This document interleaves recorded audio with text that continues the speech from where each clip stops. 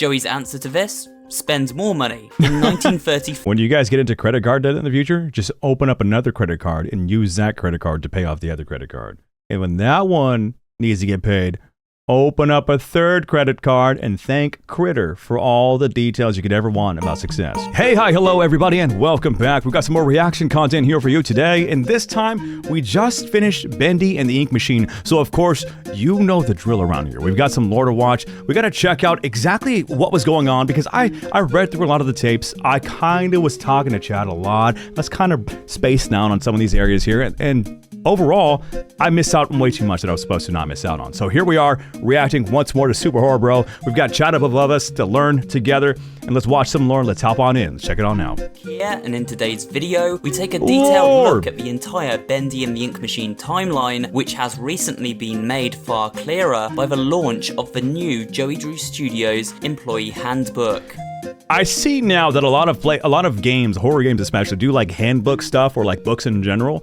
I think we just need to have I need to get like a collection of all of them together so I can really lock in on the stuff. Because we got Bendy in the Dark Revival coming soon. We've got all the other Bendy games that are apparently out that I didn't even know about. And there's so much lore out there that we need to learn about. With that being said, let's get into it. If you haven't checked out this book yet, I would certainly recommend it, as it contains a wealth of exciting new information and facts about the inner workings of the studio and check it out, the characters who inhabit Write that down! So using this new information, we can expand on older theories and assumptions of how we thought the studio worked as we go through this new timeline year by year to tell the real story of what exactly happened at the studio and when.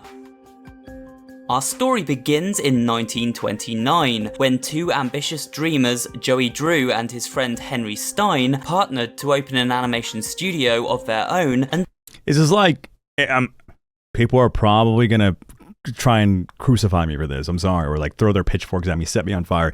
It just has the FNAF vibes of two creators, animatronics back in like the 19 whatever, that one of them, anyways, let's go. Joey's name. Let's go Both on. Joey and Henry had been animators previously. However, Henry seemed content to stick to the animation side of things, while Joey handled the day-to-day business and was tasked with coming up with new ideas to implement. Sounds familiar. Bendy was the first creation from the duo. Joey rejecting Henry's initial design and instead going with this more manic looking version. Maybe that was a good move, as Bendy shot to popularity after the smash success of his debut cartoon, Little Devil Darling. Little Devil Darling. Later the same year, Joey and Henry produced another character, everybody's favourite wolf, Boris. Goofy. In his first film, Sheep's Songs. However, while the first year at Joey Drew Studios seemed to be going well financially, behind the scenes, relations weren't so stable. Only 2 weeks into this company, and already it's gotten interesting. When I agreed to start this whole thing with him, I thought there'd be a little more give and take. Instead, I give, and he takes. I haven't even seen Linda for days now. It is always funny to me that throughout all these games, and especially like Secret of the Mimic, Outlast, there's always these like really, really important tapes that talk about really crucial details or like personal stuff, and they're just sitting out in the open everywhere for you to listen to. It always makes me laugh. Henry was overworked and kept from his family, while Joey seemed content with simply coming up with ideas and counting the money as it poured in from the early success of his new character Bendy. And so somewhere between 1929 and 1931, Henry decided to quit the studio and turn his back on Joey to seek pastures new, leaving his old friend with the following note. Messed up. Joey, after much thought, I've decided that it's time for me to move on from the studio. Let's discuss as soon as you have an opening on your schedule. I hope you'll understand, old friend. Henry. Unfortunate. I believe this split happened sometime in late 1930, as in early 1931, Joey announced big plans to hire more workers and expand the studio. We're growing, knocking out a few walls, putting in a few desks, and collecting the finest talent money can buy. Joey speaks of knocking down a few walls and putting in some new desks, and Henry comments on exactly that during chapter 1 of the game. For the record, although I did skip through a lot of the things, I didn't listen to like all the actual voice acting parts of it. I did read a whole lot. And all I got from this is that everybody like had a gripe to pick with somebody else or the way the business would be running. Like nobody in this place was happy. Nobody. That's what I got from it. They were all just pissed off about something or someone. Looks like they knocked out a wall or two after I left. Guess it took a few people to replace me. Damn. So 1931 Skilled was like the that. year where Joey started putting some of those bendy bucks back into the studio to expand bucks. for the future and create more cartoons than ever before. In fact, this employee handbook reveals just how many new departments were created and filled with brand new workers. No wonder there was never a shortage of test subjects. This led into the hiring of a new voice for a new character, the character of Alice Angel, created in 1933. However, we have heard the following recording from Alice's actress Susie Campbell in 1932. Sammy, our music director, was also telling me they're working on a new character upstairs. I did misunderstand. Might require a female touch. I've got a good feeling something. I didn't realize there were experiments for this. I didn't realize it was anything like that at all. Casting was completed well in advance of the character's official announcement to the world, which appeared in the Erie Daily Times newspaper. Here, Joey was interviewed and speaks at length about his brand new creation. Before introducing Susie Campbell to his staff, Joey first took her out to a lunch where he revealed that the financial situation at the studio wasn't in the best shape. It seems Joey Drew had hired so many workers and expanded his studio so rapidly, he had burned through all the profits Bendy and Boris had brought in from the early days of the studio. Joey's answer to this? Spend more money. In 1934, he launched the Heavenly Toys. When you guys get into credit card debt in the future, just open up another credit card and use that credit card to pay off the other credit card. And when that one needs to get paid, open up a third credit card and thank Kritur for all the details you could ever want about success. You're welcome. Workshop, headed up by toymaker Sean Flynn. This new department within the studio launched a line of Bendy, Boris, and Alice Angel 200 toys IQ. into the homes You're of damn kids right. across America. Although it seems perhaps Alice wasn't quite as successful as her two counterparts. And if he really wants to be so helpful, he could be telling me what I'm to be doing with this warehouse I got full of that. I was like, that sounds so familiar. And a scrap of that mess myself. Moving into 1935, and we see the obscene workload and pressure Henry once faced has started to affect the massive workforce of the studio hired after he left. That Joey Drew Jacksepticeye. Studios was not exactly a great work environment. Long hours were requested and with very meagre pay in return. These employees were rarely paid for overtime as Joey worked these crazy hours into the worker contracts. Days off were few and far between, and claiming a sick day was a Herculean task. Joey preferred his workers to use the on-site infirmary so they could be back to their desk and working again within the hour. That's crazy. One must assume this horrendous work environment was born out of Joey's wish to both save money and churn out merchandise and cartoons to keep the studio open after his reckless spending sprees. Joey felt the need to constantly overspend in order to further expand his growing empire, much to the dismay of the studio accountant Grant Cohen. Why did they stay? Like, that's like, I don't get why they stayed. Like, it sounds so miserable. They're not allowed to leave? Like, was he threatening them? What is the reason for that? Because you talk about like the experiments with like Poppy Playtime, for instance. It was the children who didn't like know any better or who were locked away who couldn't get away. Like, they had no choice. Versus like, these are adults who are like working at a place. It's like, I guess I know money is usually the answer, but do they need the money that bad? Probably paid a lot. I mean, if I'm dying, I don't think I'd ever be like so inclined to stick around all too much. I'm the guy who has to make sure I our don't know. budgets What do I don't know? fall out of whack just because genius upstairs went out and got himself another idea. We can Same even reason you're see on this stream here? non-stop What do you crunch in the workplace affecting the mental well-being of Joey's employees. Just to listen to music director Sammy Lawrence and his comments in this audio taken from 1935. Every time I turn around, there's more work to do. 4 cartoons almost complete, and all of them need a tune by tomorrow. A few more months of this, I wouldn't be surprised if that grinning demon drove me completely insane. For the next 5 years, nothing major seemed to happen, at least nothing we currently know of. Workers kept crunching away, morale was low, and cartoons kept getting made, enough to keep the lights on at least. However, in 1940, Joey Drew came up with a brand new idea. A colossal wonder known as Bendy Land, conceived as a theme park full of characters from the Bendy cartoons and attractions based around them. We see evidence of its planning and production during our travels through the research and design department in Chapter 4. In order to successfully pull this new project off, Joey hired an expert in the amusement park business by the name of Bertrand Piedmont. Okay, so that makes sense. I was thinking that he's kind of like a little tiny head over there. I was thinking it was kind of random that a theme park was there, but if they were doing it for like the sake of like making profit to like keep their place alive, that makes sense. I thought, you know what? We'll hold on to it. This will probably get answered soon. Built attractions that stagger the imagination. Colossal wonders such as the world has never seen.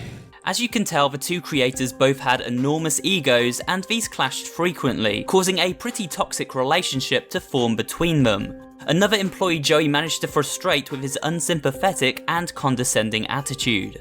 In the employee handbook, among the many designs for Bendy Land, is this particular image. It shows rejected concept art for the Bendy Park mascot, some of which appeared in terrifying guises as we explored Chapter 4. At the bottom of this image, a note from Joey Drew himself asks, "Can we make it more lifelike?"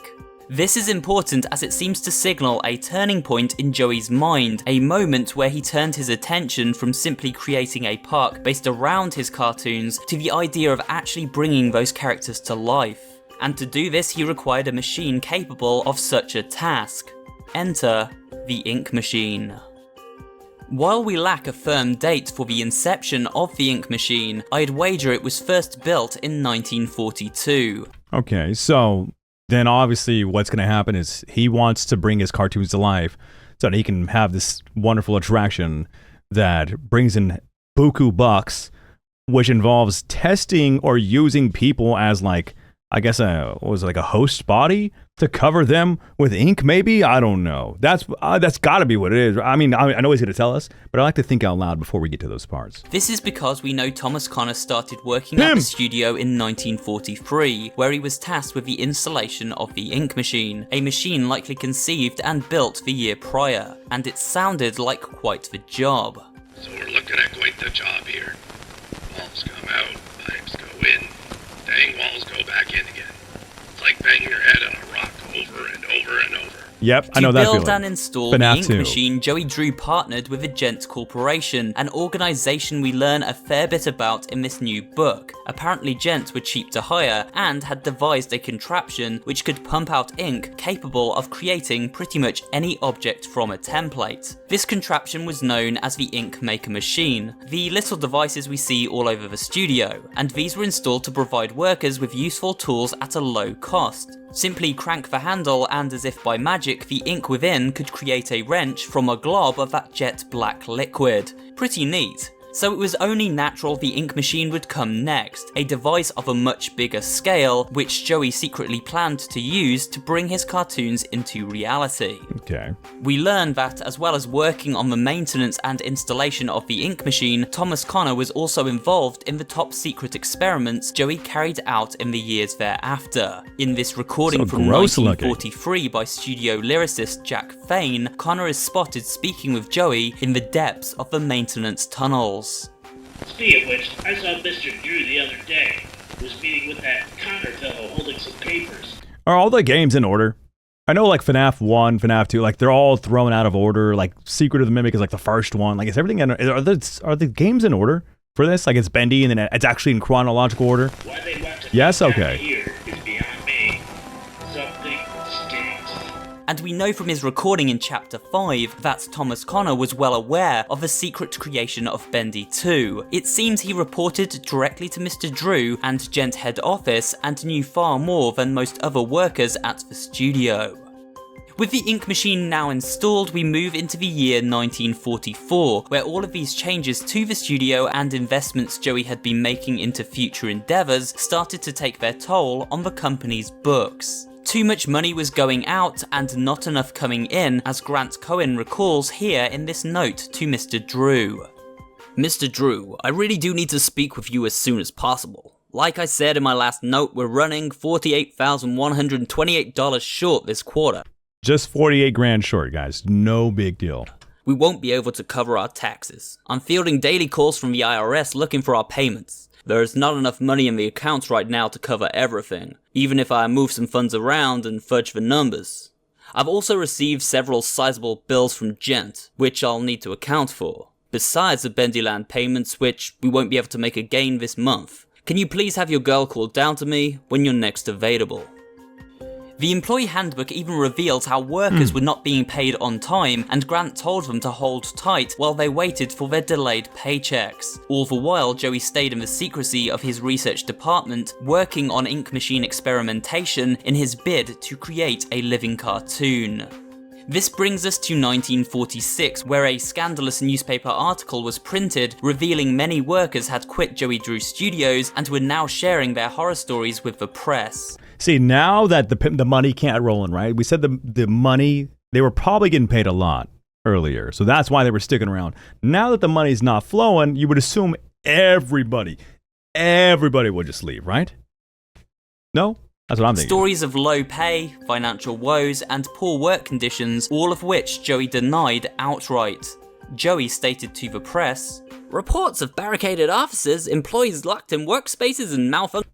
I don't think I've ever heard a Super Horror Bro video where he does like accents or like voice acting. It's interesting to me. It caught me off guard for a second. To the press. Reports of barricaded offices, employees locked in workspaces, and malfunctioning machinery are just crazy. And about the money, why we just installed new technology in partnership with the Gent Corporation. We certainly wouldn't have done that if we were going bankrupt. In fact, we're on the verge of taking our business to the next level. I can't wait to show everyone what we have in store with our new cartoons. His accent shows through when he says again. That many new employees were hired at this time to make up the numbers, and we know from the upcoming Dreams Come to Life novel that this was the year when main character Buddy was himself hired, the year he discovered Bendy living in the depths of the studio. So, when exactly was Bendy created? Well, we know his failed creation led Joey to begin using human souls as part of his experiments after Bendy was born without one. Joey was afraid that such an abomination would scare away his investors. So this means Bendy was created before Joey convinced Susie to use her soul to bring Alice Angel to life. Wait, so maybe I'm misunderstanding this. He's assuming that the reason Bendy is a demon or evil is because it didn't have a soul, so he figures using a person is just the safe route? Or what are we talking about here? Another event in the timeline we do not have a concrete date on. With that in mind, this next bit is going to be a bit of guesswork. It seems most probable Bendy was created in either 1945 or 1946, simply because it would be unlikely Joey kept him a secret from the rest of the studio for years on end, and also seems unlikely with workers going missing that others wouldn't be asking questions. So most of the ink experiments on actual humans probably took place in 1946 onward, and I'd imagine the studio went bankrupt soon after, shutting down active experimentation, and the reason why Joey then took the ink machine back to his apartment to continue doing tests thereafter. That's crazy. This is generally where details are still fuzzy, and we'll get a better handle on things with future book launches. So it's just another creator of certain, I don't know, whatever, animatronics, art, toys, whatever, that is just obsessed with his creation, who's just wanting to keep creating over and over again, and through that, people have to suffer. That's crazy. It does seem that Alison Pendle joined the studio around 1946 too, replacing Susie Campbell, who became a victim of Joey's ink machine and disappeared from the studio. However, no one asked questions because Joey circulated this letter, essentially explaining to everyone why Susie wouldn't be working as a voiceover there anymore. A clever plan devised to cover his tracks and get a vulnerable woman to be part of his dastardly scheme. He just looks evil. I know how much this part means to you, Susie. Alice means a lot to me too. I want you to bring He just sounds like he's lying. You just tell he's lying. We all know the story of Susie by now, so there's no real need to elaborate on it in R.I.P. this Susie. video. After the human experiments and creation of Bendy in 1946, the studio continued to lose money and shut down, as we can see on Joey's message board at the end of chapter 5. He went bankrupt sometime in the late 1940s is my best guess here, due to the fact his living cartoons were never perfected enough to be revealed to the public, and so his investors lost faith and he didn't gain a return on all the money lost from his R&D department. After the studio's closure, Joey was invited to the wedding of two former employees in 1952, the marriage of Thomas Connor and Alison Pendle. However, he declined to attend. Typical selfish Joey. Ruined. But we know he kept in touch with this couple as he managed to lure them. Hold on. Joey. But Joey, sorry, it's been quite a while since my last letter. Been busy with work or Arcgate Films. The studio ordered another sequel, so I've been spending many hours in the recording booth again. It's fun though. Tom is doing good. Thanks for asking. He's always tinkering or something. Mostly still upset about someone stealing one of his dusty inventions from our old studio. He'll get over it. Have a good new year, Joey. I'll send you another recipe soon. Warm regards, Allison Connor. What does that say? Down in Bendy's domain? What? we know he kept in touch with this couple Yo, Lord as he Savior, managed welcome to the lure stream. them back to his studio sometime later to rebirth them into their inky forms, the Alice and Boris scene in Chapter 5. Finally, in 1963, Henry himself is invited back to the studio to form the final piece in Joey's plan, reuniting all workers at the studio and finally trying to bring his creations to life via the power of the ink machine. If you wish to see my explanation and interpretation of the ending, check out my Bendy playlist, which has several theories on the subject. So many videos. But for now, this is where our story ends, with the sad downfall of Henry and his never-ending loop. Back once again at the studio he escaped all those years ago. But why does... Okay, see, this is where we go back. It's the same issue we had with Little Nightmares 2. In my head, how does the time loop begin? With Little Nightmares, it makes sense. Because if you have a character who can affect time, then you kind of screw them over. They can go back in time in the future if they get really mad and whatever. But like... But this one, it doesn't make sense. There's no, like, time power here that I really think. There is an explanation, but does it spoil me? Does it spoil me? That's the real question. I didn't know in the first place. Is it completely different to the lore explanation found in this video? Interesting. I didn't know in the first place that they were getting experimented on. I thought these were just perchance some creatures that had come to life, or like the ink machine itself, Bendy himself decided to take over. And kind of turn everybody into ink monsters, if you will. There was an explanation, but it comes in the next game. The game before, but the next game confirms it. Oh. So if I just wait a little bit, then I'll figure it out per usual. Typically how this goes here. Okay, so like I said, at the very least, I did learn some stuff from this game. I learned about the creators, and I knew there was two. I didn't really know the details between them, and I didn't know that they were doing experiments, or one of them was doing experiments, and that's like the main deal that I should probably learn, because it's kind of a big deal. The initial storyline that we followed with our character made sense to me all the way up until the time loop part. That'll be something that I explained later on, as you guys are saying, though. Isn't it about writing from chapter 1 with 4 with glass? I don't know about writing from chapter 1 with 4 with glass. What would that mean? Isn't it a different realm that Joey created? Oh. So he's like stuck in a realm that he can't get out of because it's a oh. The color part at the end threw me off too, because I thought that meant that like we were out, but apparently we were not. We were just tossed into a different side of things that is still connected to the other world. From chapter 5, glass. What do you mean glass? What do you mean glass? If you don't mind me asking. Like when you talk about the glass from any of this, what are we referring to? Because I'm lost with that. If I'm being perfectly honest, I'm a little lost with that. Because chapter 5 gave you the glass that lets you see. The screen. Oh, I didn't look. You didn't even notice the colors. I pointed it out. Yeah, I didn't even notice the colors at all until you said something. And then after you said something, it made sense to me. So I assumed we were out. Turns out, not the case. We're still connected to the realm. But the glass, you lock it in chapter 1 through 4 after beating once. Oh, and then you can go back through and read everything that you would be missing out on. That would fill you in on more lore that I would not know about otherwise, is what you're telling me. There's a lore. Oh! Okay, so I think maybe we visit one of those again. You can play the full game with it after getting it, and it tells you stuff in chapters 1 through 4. If you go into your first save file, you can see everything. Dude, that's crazy. Wait, so... I don't know about replaying. I don't know about replaying because that would require me to do a lot of stuff that other people have already done, and I can learn from them as well. But I think that just kind of confirms what we talked about before, is that there are so many Super Horror Bro videos, theories and whatnot included, that we need to just lock in on. We just need to watch a huge lore video. So we could just see what all the messages were and find all the replayability lore that would teach us what we're doing. Possible speedrun? I don't think I'd ever be. The issue with me speedrunning a game is it's still a slow run. So it's 4 a.m. here. Good morning. Hope you had a good stream. It's been a fun one so far. Bendy Land machine was good. But good morning to you, 4 a.m. That's crazy. What, possible? Okay, so wait. Before we go anywhere else, let's look real quick. Super Horrible, chapters 1 through 4. Oh. Bendy and the Ink Machine. I'm all over the place right now. And the Ink. 1 through 4 writings? Maybe we do that. Maybe we do that. That'll work. Seeing Glass? Every secret Henny message analyzed. Bendy and the Ink Machine chapters 1 through 5. Oh, it's a 40-minute video. It is a 40-minute video. That's 1 through 5, 6 years ago. Maybe Google it and click on the YouTube link.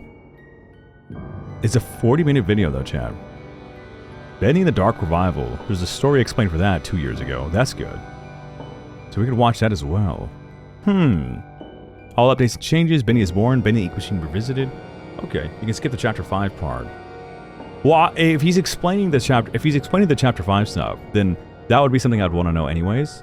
We're gonna watch way more lore. This is just a general idea. That was officially a good little recap of what we needed to know after beating Bendy and the Ink Machine. We've obviously got a few more games to tackle, plus some books that I probably need to get my hand on, just like Poppy Playtime, just like FNAF. There's just so much lore out there that I would not experience through just the games. So, with that being the case, of course there's already a Super Horror Bro out there, a Super Horror Bro video out there that's waiting for me to watch it, and one of these days I think we're gonna have to do a deep dive like we did for our FNAF timeline. We'll probably do it for Bendy and the Ink Machine and just really learn and soak up all the lore that has to be said about what makes this game so special. With that being the case, if you guys enjoyed the content, please consider leaving a like and a comment on the video. Subscribe to the channel if you have not already. Big shout out to the members of the community. Extra support you guys provide means oh so very much to me. And shout out to the chatters up above. Thank you all for watching, and I hope to see you in the next one. Till next time, my friends. Peace.